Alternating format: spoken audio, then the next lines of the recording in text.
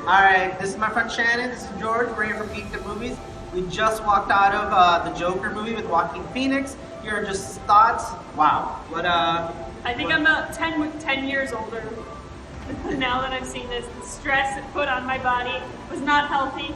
It is a very intense movie, but at the same time, it's a very well acted movie by Joaquin Phoenix. The cinematography is stunning. The cinematography is mind blowing. Like, if this movie doesn't get nominated for best cinematography and Joaquin Phoenix for best actor, I don't know if he's gonna win, but I know he'll at least get nominated. Todd Phillips, he was fantastic. Todd Phillips, the director, I don't know who wrote the movie, but I know Todd Phillips directed it, and it was so good. You could literally watch this movie and come out like completely satisfied. Now, here's my problem with the movie. A Joker movie without Batman is kind of pointless. But is this a spoiler? Like, well, no, not really, because I think everybody knows Batman's not showing up in this movie. Batman, like the superhero, he's not going to be in this movie. But there are things about that are spoiler that does deal with the Wayne family, which I won't go into. We'll do a spoiler review.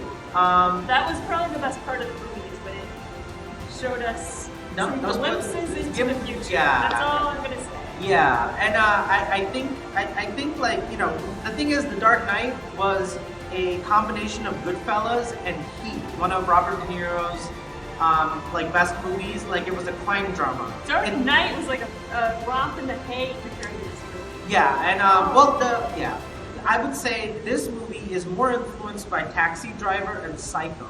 So they're both doing a really good job of portraying classic like mafia mobster movies. Like, you know, you watch The Dark Knight and you're gonna see Goodfellas, you're gonna see Heat with Al Pacino and Robert De Niro. This movie, you're gonna see Psycho. So many references to the movie Black and White, Hitchcock movie Psycho. So many references. Yep, there was a lot of 60s soundtrack. Yeah, and if you've seen Taxi Driver, you know Robert De Niro is literally like Joaquin Phoenix as a young guy. And Robert De Niro is actually in this movie as the show host, which I think is a great nod to like, hey, like, you can watch Taxi Driver from the 60s, 70s, and then you can watch The Joker, and you can actually watch them parallel one to another, how slowly both characters kind of delve into the psychosis and like the mental issues of both characters, how unstable they become as the movie goes along. I'm blown away. Like, I had high expectations for this movie,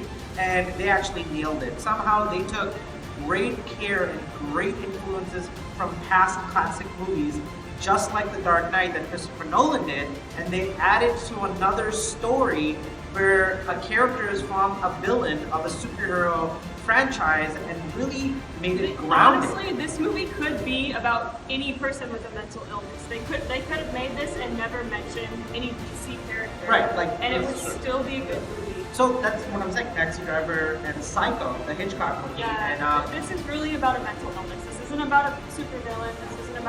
This is about mental illness and what it does to people and how society views it. Right, and it is stressful. Yeah, it is very stressful. The entire movie, I was like, I can't look at the screen. I can't. What is he doing now? It's tense. It's very tense. Yeah, I think it feels, like I said, it's grounded. It feels real. It doesn't feel like a superhero, like what if fantasy. Not a comic book. It is real life. It is comic book, but I know what you mean. Yeah. I mean it's not fun. There's no comic relief at all. There's not. There's not more than one or two jokes. It's one of those ones that it will make you laugh at appropriate times. Right. It's funny, but not supposed. Yeah. It shouldn't be. They're like when he's grabbing the. This is not a big spoiler, but there's a scene where he's like grabbing a folder out of somebody's hand and he's trying to run away. I was laughing. It was not supposed to be funny. It wasn't. Like, I know what you mean. But there's no intentional moments for you to take a breather and laugh. It's just pure stress the whole time. Yeah. Well, I think if we go any further, we'll probably end up spoiling the movie, so we'll take a hard stop. We'll do a spoiler review next week or this weekend. But I will say this. I think Joaquin Phoenix really worked his butt off. Killed it.